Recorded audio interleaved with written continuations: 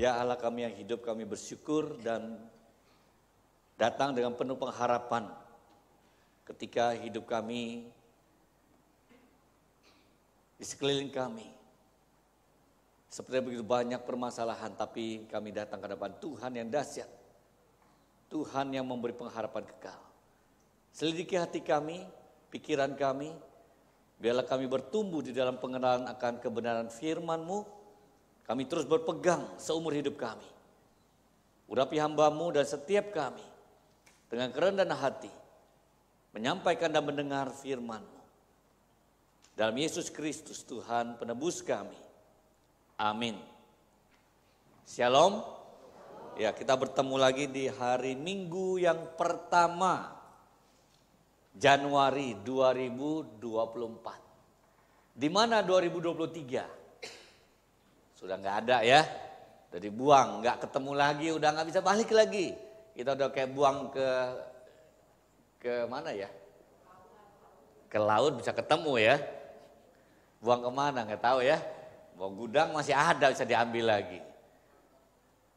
Itulah waktu, itulah time. Kita akan mempelajari siapa penulis Markus, dan pasal yang pertama, ayat yang pertama sampai ke-8, kita akan singgung sedikit mengenai siapa Yohanes Pembaptis. Ya. Siapa penulis Markus, Injil Markus? Banyak skeptis, banyak para ateis memberikan satu pendapat mereka yang intinya mereka tidak mau percaya Alkitab sebagai otoritas dan kebenaran Allah yang mutlak. Ya, karena kita tahu Alkitab ini ditulis oleh para penulis Alkitab, kira-kira ada 40 penulis di dalam tenggang waktu 1500 tahun. Dan di dalam garis benang merahnya, tema utamanya adalah manusia diciptakan dan seluruh alam semesta ini jatuh dalam dosa, ada penebusan, dan Tuhan akan datang kembali. Dalam cerita besar itu juga siapa aktor utamanya? Yaitu Allah sendiri. Allah Tritunggal dalam Kristus Yesus akan melakukan segala misi Allah di dunia ini. Cuma sekalian, banyak orang menentang akan penulisan Injil Markus, karena kalau kita tahu Markus ditulis ini, Injil ini adalah yang paling awal juga, makanya saya juga mau membahas Injil Markus. Kalau kita lihat Alkitab, Injil itu namanya sinoptik, yang mirip-mirip ya. Cerita intinya mirip-mirip beberapa bagian. Jadi kita baca tentang misalnya Yohanes Pembaptis ada di berbagai yang lain. Kita baca Yesus dibaptis ada di semua Injil. Yesus disalib ada di semua Injil. Namanya Injil sinoptik ya. Matius, Markus, Lukas, Yohanes. Dan beberapa penafsir yang kita yakini dan menjadi iman kita bahwa sumber-sumber yang mereka waktu dulu walaupun udah ada tulisan secara oral atau secara lisan budaya itu berlangsung. Nah, kalau kita tahu Yesus lahir itu tahun 30 tahun 4 sebelum Masehi. Ya. Jadi sebelum sampai tahun 39 Masehi, di situ kira-kira 33,5 tahun. Yesus mati tahun 29 kira-kira 29 Masehi atau 29 AD. Yang kita hitung 29 sampai sekarang ini kira-kira 2000 tahun. Dari mulai -4 ya, -4 tambah 29 jadi 33 tahun. Dan Injil Markus ditulis kira-kira itu setelah 20-30 tahun setelah Yesus naik ke surga. Jadi tenggang waktu kosong kira-kira 20-30 tahun, nggak ada namanya kisah orang baca Injil.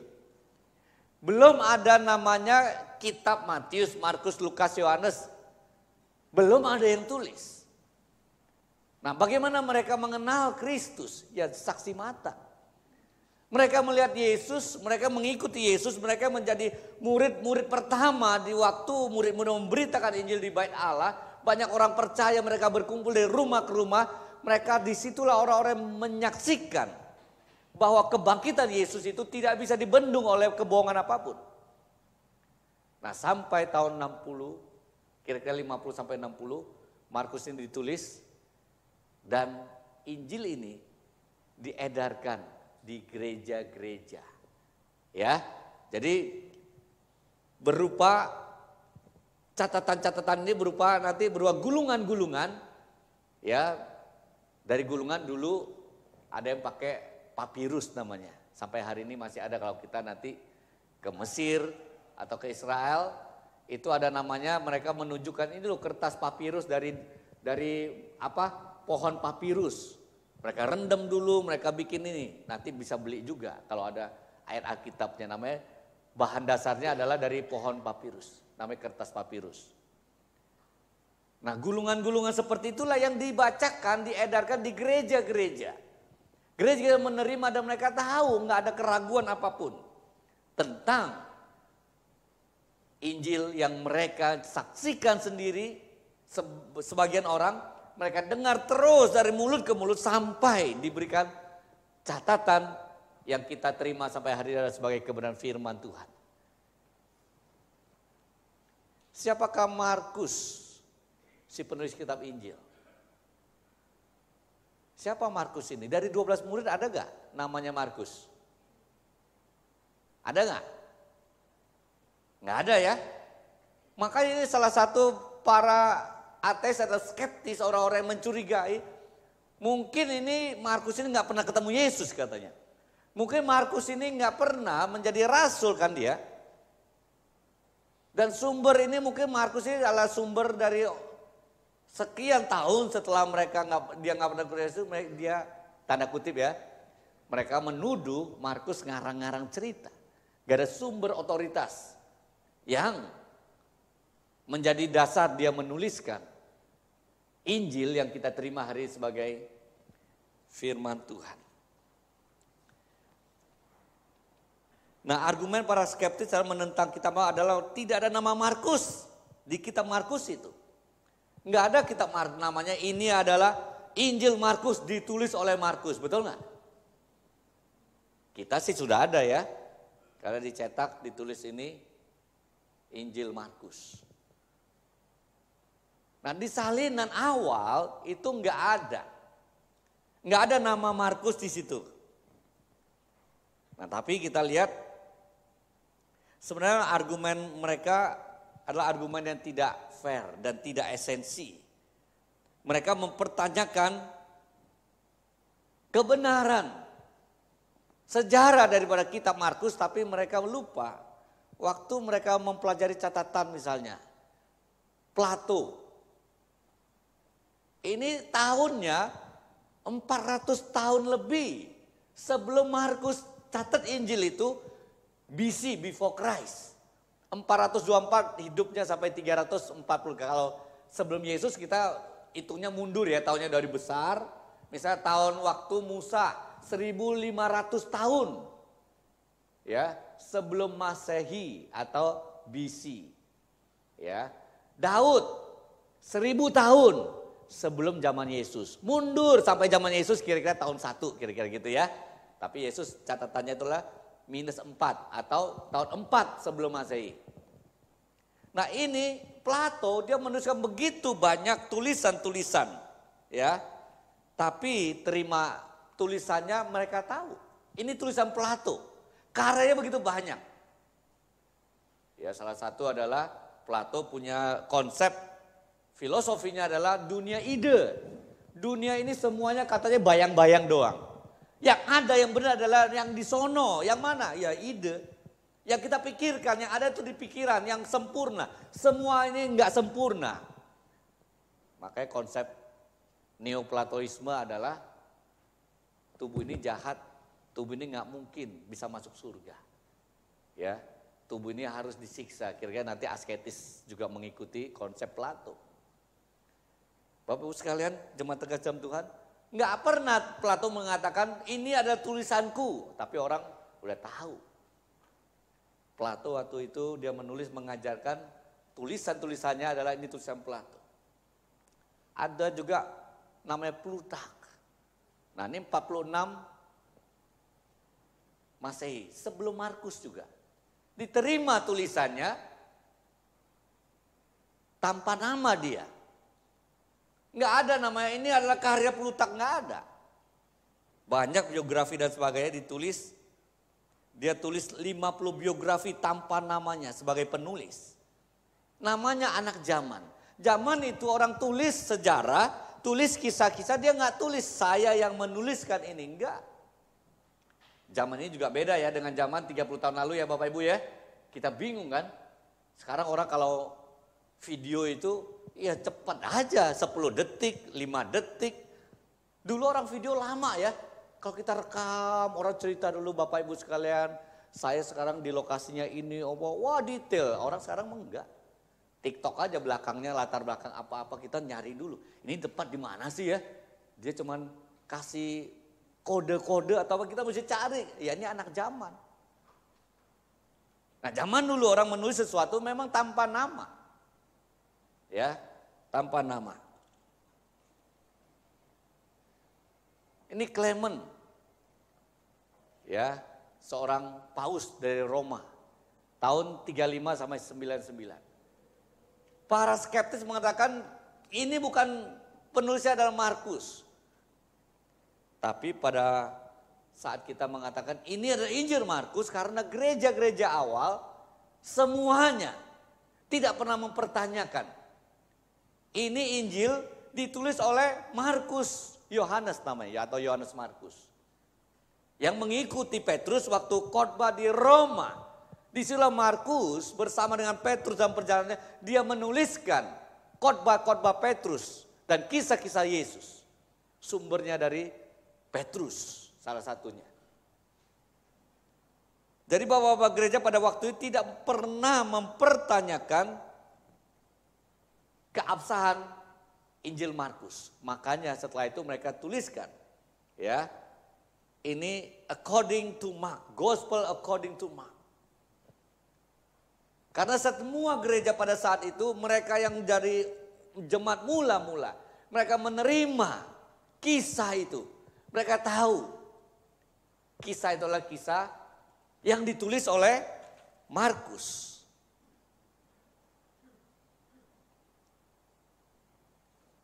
Tertulian, ini salah satu murid dari Polikarpus, muridnya Yohanes Pembaptis. Dia juga mengatakan seorang penulis Kristen awal produktif di Kartago ya. Bapak gereja Latin, pendiri teolog barat. Tertulian mengatakan Markus penulis Injil Markus. Markus adalah penulis Injil Markus karena dia bersama Petrus dan menjadi penerjemah sekaligus memastikan bahwa Petrus itu bisa bahasa Yunani. Petrus berkhotbah, mengajar di Roma. Nanti kita lihat di Kisah Rasul itu juga ada catatan-catatannya. Markus dan semua Injil lain sejak awal mempunyai nama di dalam salinan teks. Dan gereja-gereja awal sekali lagi menerima 4 Injil ini saja. Tidak ada Injil lain. Injil itu ribuan Bapak Ibu sekalian, ribuan. Salinan-salinannya yang benar. Ada juga nama Injil yang lain. Salinan-salinannya yang sudah ditambah-tambahkan. Gereja tidak terima. Jadi Roh Kudus memelihara firman Tuhan yang diwahyukan. Hanya 4 Injil ini diakui oleh seluruh gereja pada waktu itu. Dan diwariskan. Sampai kepada konsili Kartago namanya di standar. Ya, standar. Kanonisasi. Kita tongkat artinya tongkat standar. Kanon namanya kanon. Ini standar kayak tongkat. Ini ukurannya. Hanya 4 Injil ini. Menjadi Injil. Semuanya ditolak. Kalau kita lihat luar biasa. Maka ada Injil yang lain, Injil Yudas dan sebagainya. Kita nggak terima. Kan bukan karena kita mengatakannya. Tapi sepanjang sejarah sudah dibuktikan. Melalui seluruh pemimpin gereja namanya konsili, pertemuan rapat. Sepertinya seluruh DPR gereja gitu ya. di seluruh sinode, seluruh gereja pada waktu itu menentukan inilah Alkitab.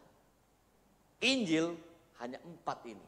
Begitu banyak Injil, semuanya bukan firman Tuhan yang berotoritas. Semuanya tulisan-tulisan yang mirip, tulisan-tulisan yang sudah ditambahkan, tulisan-tulisan yang banyak juga cerita-cerita, mitos dan sebagainya tidak diterima. Makanya kita bersyukur, kita pegang sejarah, kita tidak gamang, benar gak ya atau enggak ya? Enggak.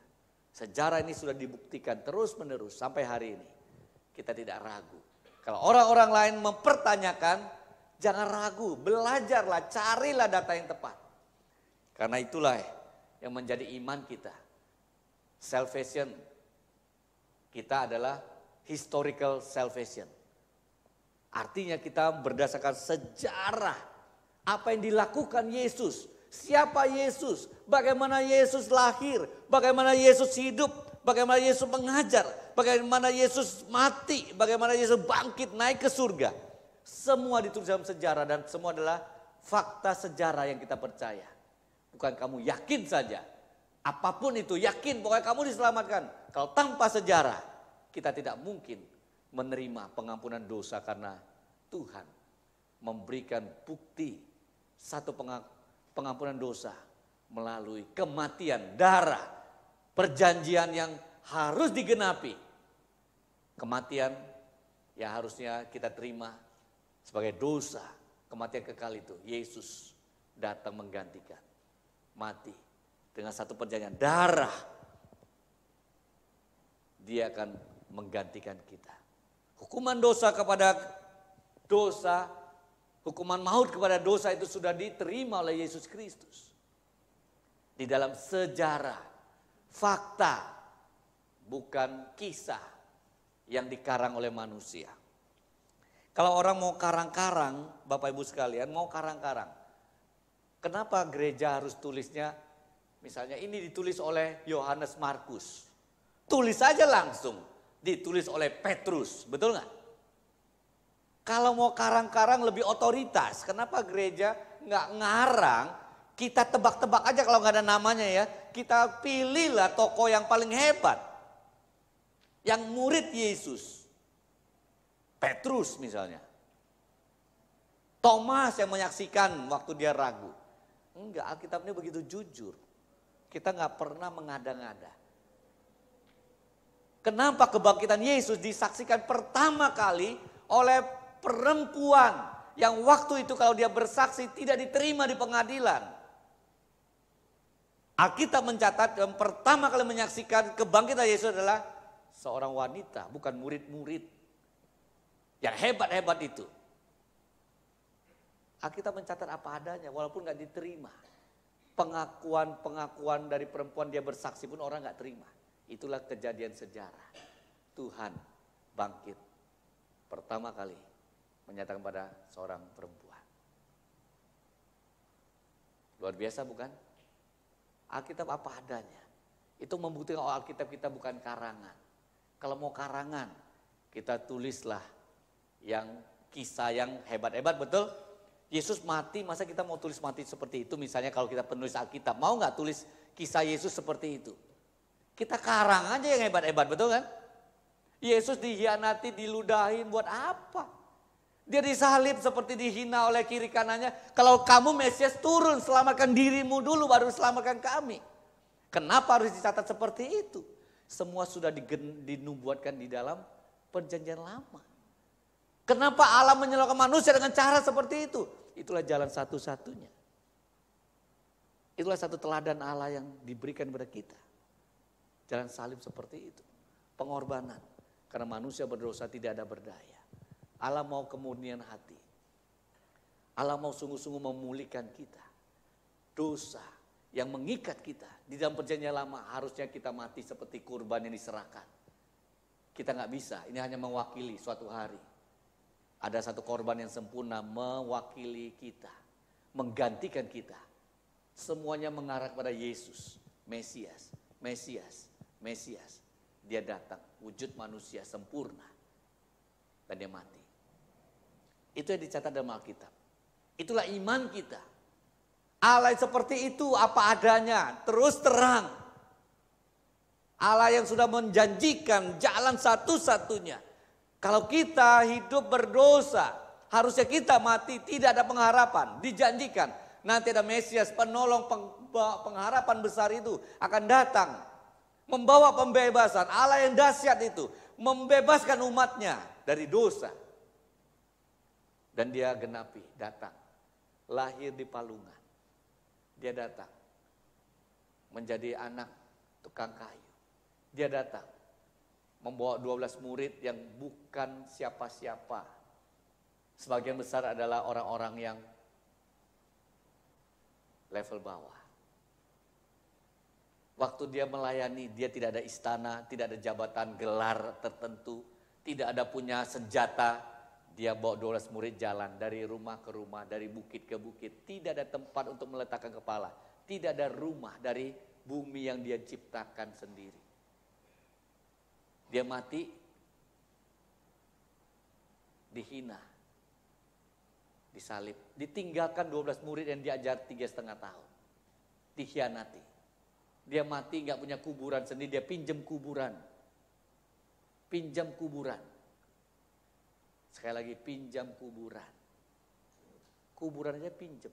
Kita sekarang ini kalau lihat orang mati gak bisa dikubur kita sedih ya. Yesus gak ada kuburan. Ada orang yang rela minta mayatnya, mereka pinjam kuburan. Bukan kuburan Yesus. Ada orang yang mau relakan kuburannya Yesus pakai. Itu yang Alkitab catat. Kalau kita mau karang Alkitab, kalau mau kita karang-karang, tidak seperti itu Tuhan yang harus menyelamatkan. Tapi inilah Tuhan yang sudah digenapkan melalui perjanjian lama yang sudah dibuatkan. Ribuan tahun. Begitu tepat nubuat itu digenapi. Markus 1 ya, dimulai dari apa? The beginning of the gospel. Mulai Injil Markusnya apa? The beginning of the gospel about Jesus Christ, the Son of God. Tentang Yesus Kristus, anak Allah. Gak dimulai dari salib. Tidak dimulai dari kelahiran Yesus seperti Injil Matius, Markus. Langsung to the point. Ini tentang, semuanya ada tentang Yesus Kristus, anak Allah. Yesus Kristus adalah anak Allah, dia adalah anak Allah yang datang ke dunia. Dialah pusatnya, Markus mau katakan begitu. Ya dimulai dari seorang yang membuka jalan sesuai dengan Yesaya. Siapa dia? Yohanes Pembaptis. Pembaptis yang dikatakan dialah pembuka jalan. Mari kita membuka Injil Markus, ya kita bacakan ya. Injil Markus. Kita bacakan bergantian. Saya ayat yang pertama, Bapak Ibu, ayat kedua sampai ayat ke-8 kita bergantian. Inilah permulaan Injil tentang Yesus Kristus, anak Allah.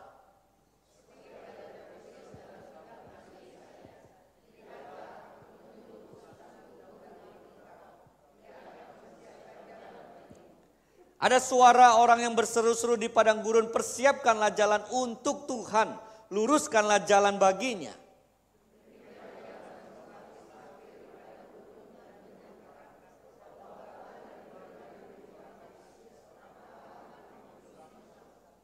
Lalu datanglah kepadanya orang-orang dari seluruh daerah Yudea dan semua penduduk Yerusalem, dan sambil mengaku dosanya mereka dibaptis di sungai Yordan.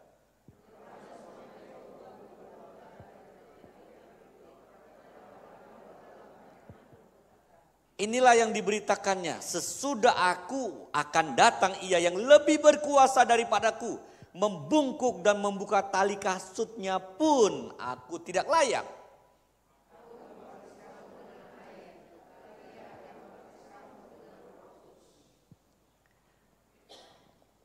Yohanes Pembaptis membuka jalan untuk siapa? Di dalam ayat ketiga dikatakan seperti tertulis dalam Yesaya ya. Lihatlah aku menyuruh utusanku mendahului engkau, ia mempersiapkan jalan bagimu. Ada suara orang yang berseru-seru di padang gurun. Siapa? Yohanes Pembaptis. Yesaya ini tulis ya. Persiapkanlah jalan untuk Tuhan. Kalau ada HP, Bapak Ibu coba pencet tanda bintang setelah luruskanlah jalan baginya. Coba pencet bintangnya. Pencet bintangnya, ya ada bintangnya dipencet. Ada tulis Yesaya 40 ayat 3 ada di HP? Ada? Nah dikatakan ada suara yang berseru-seru, persiapkanlah di padang gurun jalan untuk Tuhan. Untuk Tuhannya huruf apa itu? Besar semua ya. Persiapkan jalan untuk Yahweh. Itu huruf besar semua, baru perjalanan Yahweh. Yahweh pembawa pengharapan besar. Pembebas umatnya. Allah yang dahsyat. Persiapkan jalan untuk Yahweh. Persiapkan jalan untuk Yesus Kristus. Jadi perjanjian lama itu di dalam tulisannya kepada Yesus juga menggunakan Yahweh. Persiapkan jalan untuk Yesus Kristus. Dia adalah Mesias yang dijanjikan. Jadi Yohanes Pembaptis membuka jalan untuk Yesus sesuai penggenapan Nabi Yesaya. Siapa Yesus sesungguhnya sudah dijawab oleh Injil Markus. Sejak perjanjian lama Yesus sudah ada. Ini satu kristologi yang dalam. Markus mengatakan, ini yang Yesaya tulis Yesus. Yohanes Pembaptis mempersiapkan jalan untuk Yesus Kristus seperti di Yesaya 40. Jadi pemahaman Markus itu luar biasa waktu dia mendengarkan apa yang dikhotbahkan oleh Petrus. Dia juga mencari data, dia memahami itu, dia tulis dengan benar. Bahwa Yohanes Pembaptis mempersiapkan jalan bagi kedatangan Yesus Kristus. 3 keilahian Yesus dicatat dalam ayat pertama sampai ketiga. Yang pertama, Yesus adalah Yahweh yang datang. Dia Allah Yahweh, dia Yahweh yang datang kepada umatnya. Yang kedua, Yesus adalah anak Allah. Anak Allah bukan berarti Allah punya keturunan. Anak Allah seperti kita bahasa Indonesia banyak istilah-istilah apa anak kunci. Kuncinya beranak bukan? Bukan ya. Anak tangga, apakah itu tangganya bisa berketurunan? Bukan ya. Banyak istilah ini menolong kita. The Son of God. Dari kekekalan. Ketiga pribadi Allah itu sudah ada. Lahir dalam kekekalan, makanya dalam para teolog begitu teliti. Lahir dalam kekekalan. Kekekalan itu ya kekekalan, tidak ada batasnya.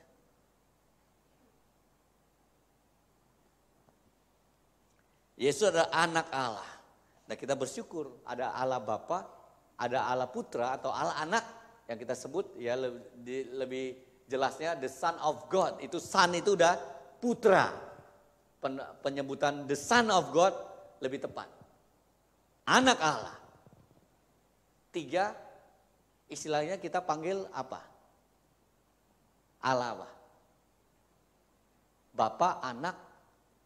Ada kalau hubungan yang lain keluarga dia bilang ini berketurunan anak, kita bilang Allah apa? Bisa Allah yang lain kan? Mungkin Allah paman, Allah apa kan? Enggak kan? Allah Roh Kudus, betul nggak?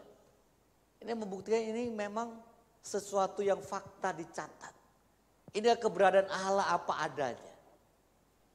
Tuduhan-tuduhan orang-orang mengatakan wah Allah berketurunan beranak itu ada semuanya ngawur, nggak mengerti. Baca satu istilah, mereka nggak mau buka pikiran, ngomongnya kemana-mana dan ngawur. Iya kan? Bapak sekalian, maka istilah yang Tuhan nyatakan dia adalah Allah Roh Kudus. 3 pribadi ini adalah Allah yang setara, levelnya sama. Levelnya sama. Tidak ada yang lebih besar. Sama. Tidak tercampur. Ya, kalau kita lihat campur air sama minyak itu nggak bisa tercampur ya, tapi nggak begitu. Ini nyatu loh, tapi tidak tercampur. 3 pribadi yang berbeda, tapi tidak bisa dipisahkan. Kalau minyak sama air terpisah ya. Itulah formulasinya. 3 pribadi, 1. Bisa dibedakan, tidak bisa dipisahkan. Coba sama-sama ya. Bisa dibedakan, tidak bisa dipisahkan. Itulah Allah Tritunggal yang kita percaya. Bapa, Putra, Roh Kudus. Dan itu bukan istilah loh ya Bapak Ibu ya. Bukan istilah. Jangan bilang, oh ini cuma Bapak karena akrab aja Yesus panggil Bapak. Bukan. Dia sendiri adalah Bapa. Yesus adalah Yesus, dia adalah anak Allah. Itu adalah identitas yang kepada pribadi Allah sendiri. Bukan karangan manusia. Yesus memanggil Bapa. Bukan karena dia anak dia panggil Bapa. Memang itu adalah satu panggilan yang memang Yesus nyatakan. Kita panggil dia Bapa juga. Makanya Bapa kami yang di surga. Bukan Bapa saya, bukan Bapanya dia saja. Our Heavenly Father. Jadi kalau kita panggil Bapa, itu bukan hanya sebutan akrab. Memang begitu intim sekali. Tapi adalah pribadi Allah sendiri. Pribadi Allah. Yesus Kristus. Dia the Son of God. Itu juga adalah esensi pribadi nama yang dikenakan kepada Yesus Kristus. Bukan hanya istilah. Tapi memang dia adalah namanya. Dikenakan. The Son of God. Yesus Kristus. Immanuel. Yang ketiga, Yesus adalah Mesias yang dinantikan. Jadi Yesus adalah Yahweh yang datang. Yesus adalah anak Allah. Yesus adalah Mesias yang dinantikan. Dan dia adalah Allah Immanuel yang menyertai umatnya. Di Ibrani Tuhan berbicara dikatakan lewat para nabi. Kolose pasal 1 ayat 15. Dikatakan dia adalah yang sulung. Ya. Jadi Mesias juga bukan nama atau marga, tapi julukan pengharapan kepada sang pribadi pembawa harapan besar.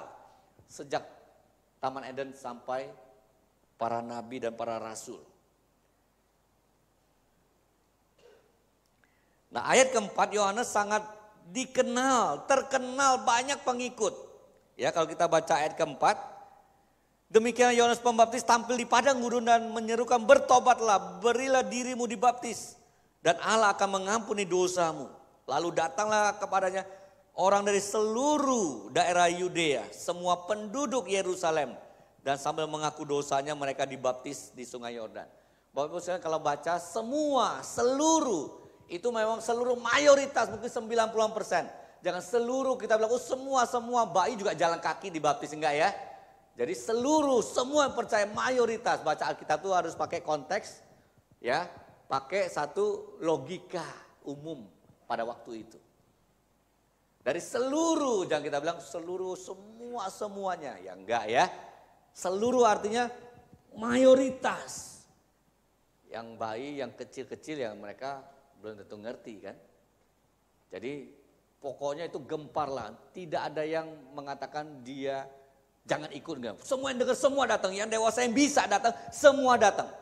Kira-kira begitu. Ya, bahasa umum. Kita bilang seluruh Indonesia, kan enggak bilang seluruh semua orang ya. Seluruh mata menyaksikan pertandingan bola antara Indonesia lawan Libya. Apakah semua manusia lihat di Indonesia semua? Enggak ya? Ya kira-kira begitulah ya.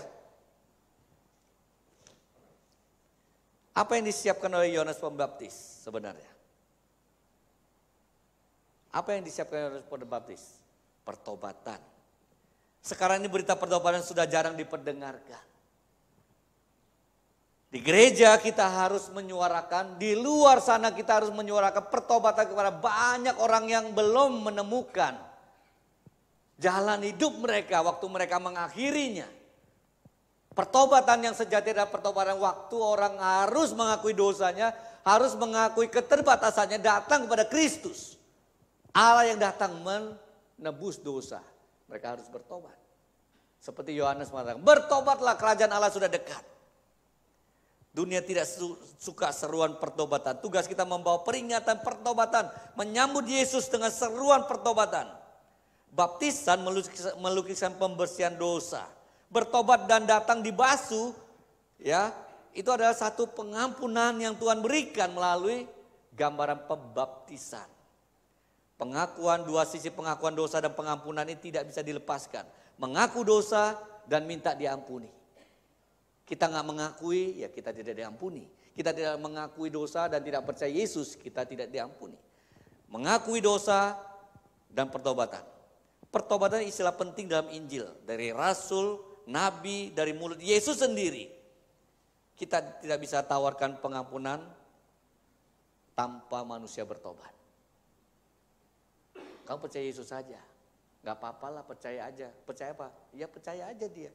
Kenapa? Ya percaya dia ada. Enggak. Percaya Yesus Kristus adalah pertemuan pribadi.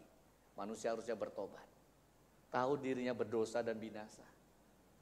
Tadi sudah pengakuan dosa ya, baru tahun 2024 hari ke-7, betul nggak? Kita pikir, aduh, gua dosa udah bertengkar nih sama pasangan saya. Aduh, saya udah niatnya nggak baik. Aduh, hati saya kok begitu banyak yang jahat ya. Itulah kita manusia berdosa.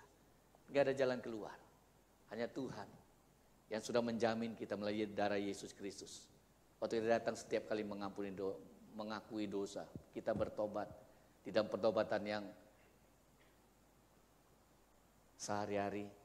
Karena kita status adalah orang percaya, anak Allah, orang yang sudah dikuduskan. Tuhan terus menguduskan kita, mengampuni kita. Kita harus mengakui dosa kita. Siapa Yohanes Pembaptis ini sebenarnya? Ya, waktu itu ingat ya, waktu zaman Yohanes Pembaptis, zaman Yesus, ada nggak bait suci? Ada nggak bait suci? Ada nggak? Ada ya? Ada nggak imam besar? Ada nggak para imam? Ada. Jadi kalau orang-orang mau bertobat, harusnya apa? Bawa kurban, datang ke para imam, datang ke bait suci, itu aturannya. Tapi Yohanes datang dari padang gurun dikatakan memanggil, bertobatlah dan dibaptis dan bertobat diampuni. Loh, mana kurbannya? Mau diampuni dosanya bagaimana caranya? Dibaptis. Loh, apa hubungannya? Gak bisa. Ini ajaran sesat. Yohanes datang, suruh orang bertobat, dosa diampuni, dibaptis. Waktu itu orang mau mengampuni dosa, ambil korban, bawa ke bait Allah, datang ke para imam, mereka baru bisa dikatakan mengaku dosa.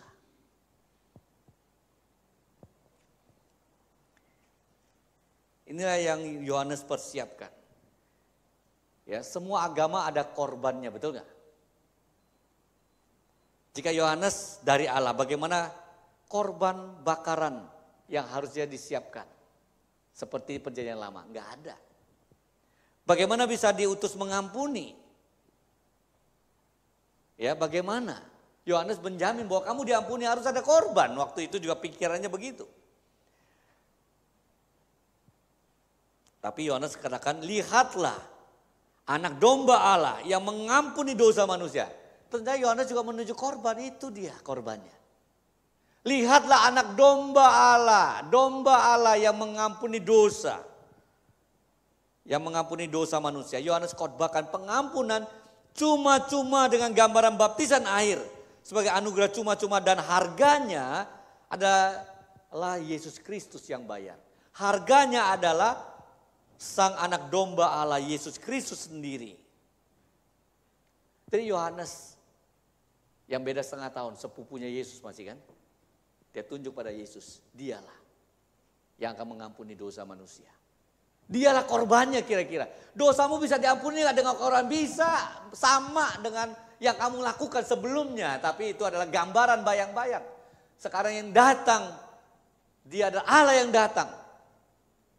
Yohanes langsung tunjuk pada dia. Dialah. Luar biasa bukan Bapak Ibu sekalian.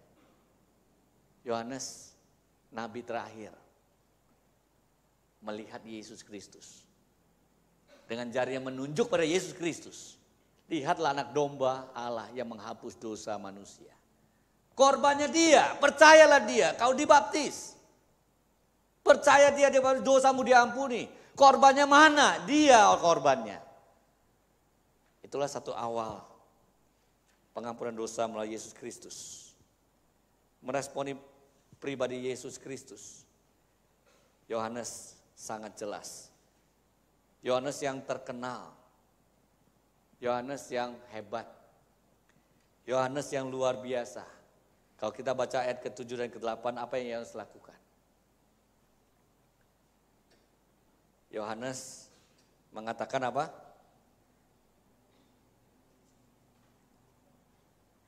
Sesudah aku akan datang, sesudah aku sudah memberitakan pertobatan, sesudah aku, sekarang ini sudah terjadi.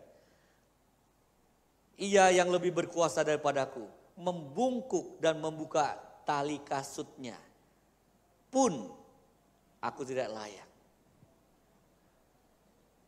Yohanes yang terkenal sekali, Yesus waktu itu belum melayani. Dia melihat Yesus Kristus, dia tahu. Membuka tali sepatunya, bongkok pun, tunduk pun aku gak layak. Yohanes yang begitu besar, tapi dia bisa menundukkan dirinya. Dia tahu, Yesus Mesias, Yahweh yang datang ke dunia ini.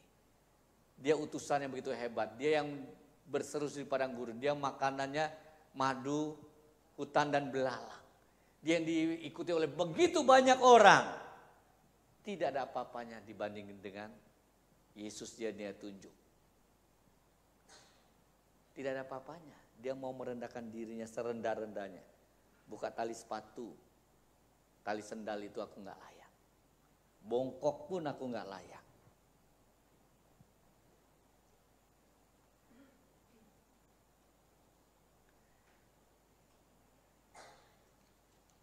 Yohanes mengatakan, aku membaptis kamu dengan air. Aku ini hanya perantara. Tetapi ia akan datang membaptis kamu dengan Roh Kudus. Artinya dia akan memberikan Roh Kudus langsung kepadamu. Membaptis Roh Kudus adalah betul-betul Roh Kudus turun kepada diri seseorang karena percaya kepada Yesus Kristus.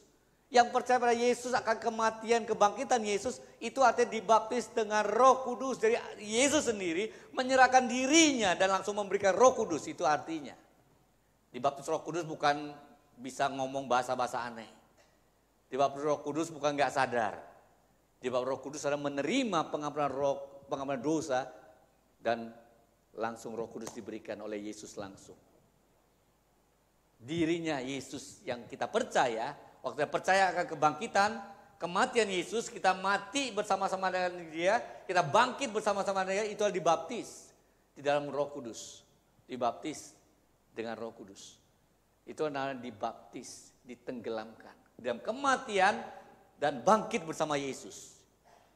Ya. Selam atau percik kita nggak masalah. Baptis artinya ditenggelamkan.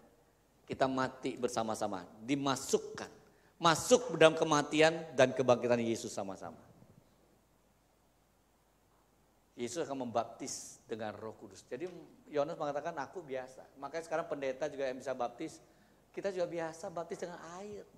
Kita bukan Yesus, kita nggak berkuasa dengan Yesus, nggak ada kuasa apa-apa. Makanya atas nama, baptis itu atas nama. Kalau ke bank atas nama atau nama sendiri, kalau kita mau bawa ambil uang dari orang lain. Siapa yang paling banyak uang di sini ya? Titip uang misalnya, mau ambil dong. Saya nggak bisa, sakit nih. Tulis surat apa? Surat kuasa. Terus namanya misalnya Pak AB misalnya ya. Atas nama, betul nggak? Kita tahu saya atas nama ini. Bawa surat kuasa. Yang berkuasa yang bawa atau surat itu orang itu yang berkuasa. Orangnya kan yang punya uang kan. Banyak sekarang pendeta, hamba Tuhan, mungkin siapapun merasa dia yang paling berkuasa. Padahal datangnya atas nama Yesus Kristus. Semua pendeta nggak ada kuasa apa-apa. Kalaupun ada fenomenal yang kadang-kadang sepertinya benar, jangan langsung percaya. pendeta ini berkuasa, pendeta itu berkuasa. Si ini berkuasa, ke dia yuk bisa ngobatin orang berkuasa. Jangan. Kalau Tuhan mau dulu dia udah utus kok semua orang yang bisa nyembuhin dengan begitu. Enggak. Yesus juga gak sembuhin semua orang. Berusaha boleh. Silakan. Mau didoakan siapapun boleh. Tapi kalau caranya sudah menyimpang, sudah iman kita menyimpang, gak ada artinya. Gak ada artinya Bapak Ibu sekalian. Tuhan kalau mau sembuhkan kita bisa. Sembuhnya lebih permanen. Tuhan yang berkuasa di atas segala sesuatu bisa. Jangan kita bypass. Dengar sini, dengar sana. Mau didoakan cara apapun. Sepertinya wah ini mantra-mantra langsung sembuh. Kita gak percaya Tuhan lagi. Kita langsung bypass. Wah ini kayaknya Tuhan pakai dia. Ada alatnya bisa sembuhin. Ada minumannya bisa sembuhin. Ada ini yang bisa sembuhin. Enggak Bapak Ibu sekalian. Para rasul pun waktu diberikan kuasa itu hanya beberapa kali dan sangat terbatas. Paulus pun waktu dia tulis kitab Korintus, dia mengatakan aku punya penyakit begitu berat seperti iblis utusan itu menggerogoti aku. Dia bilang cukup, aku sudah minta 3 kali, aku gak mau minta lagi disembuhkan. Kasih karunia Tuhan cukup bagiku. Itulah iman yang sejati. Yohanes dalam pelayanan sungguh-sungguh, dia tahu siapa Yesus Kristus.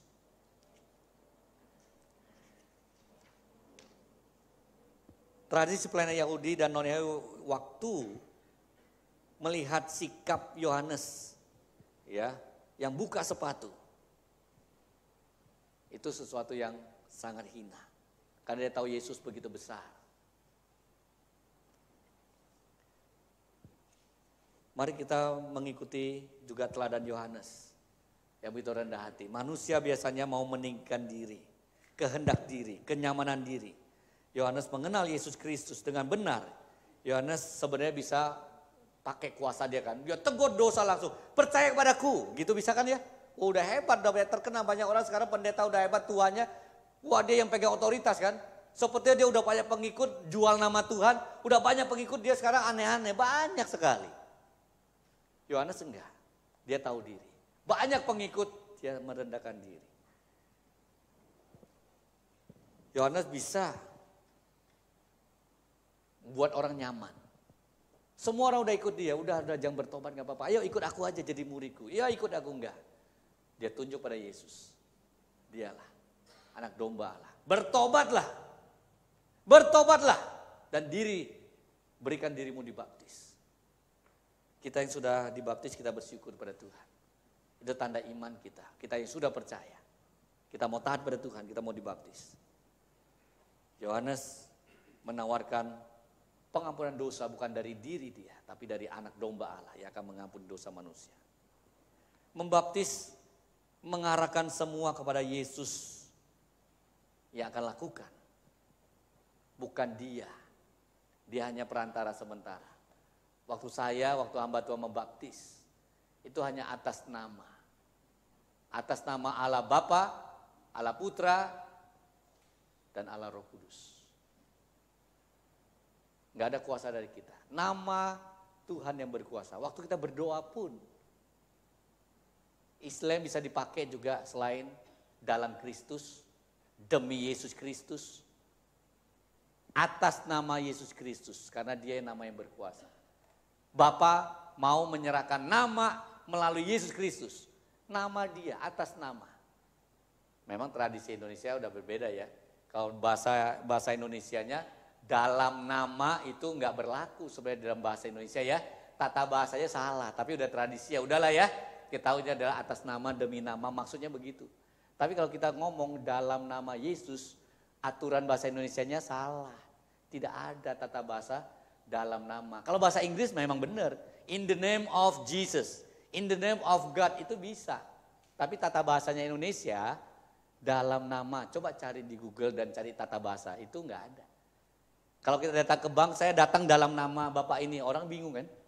Dalam nama maksudnya apa? Kamu di dalam dia maksudnya enggak.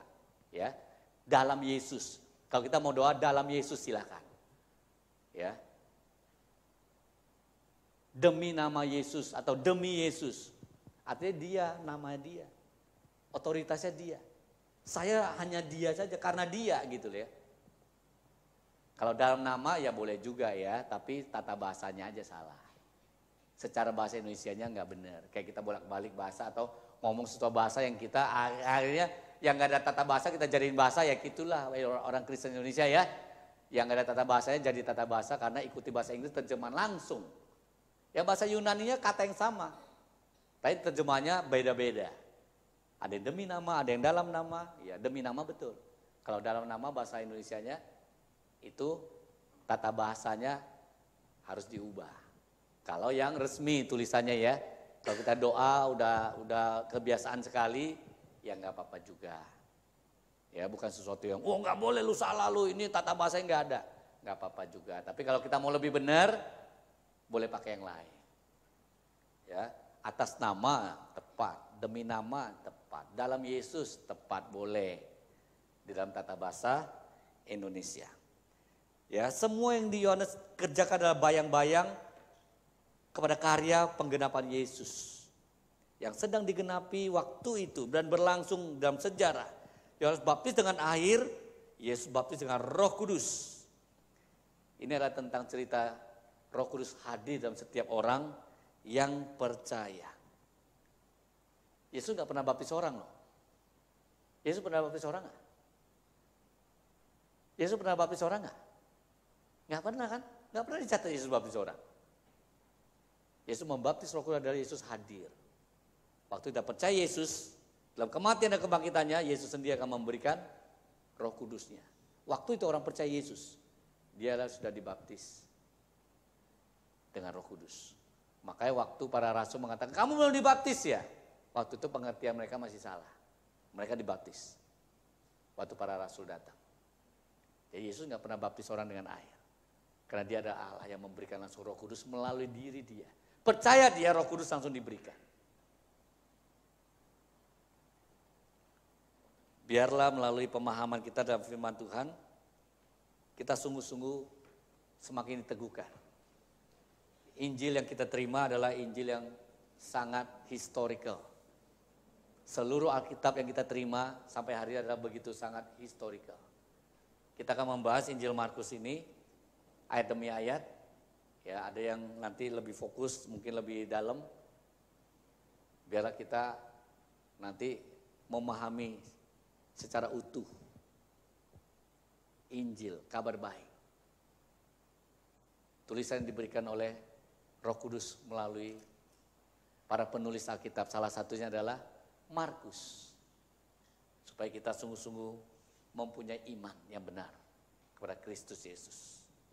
Amin. Mari kita berdoa.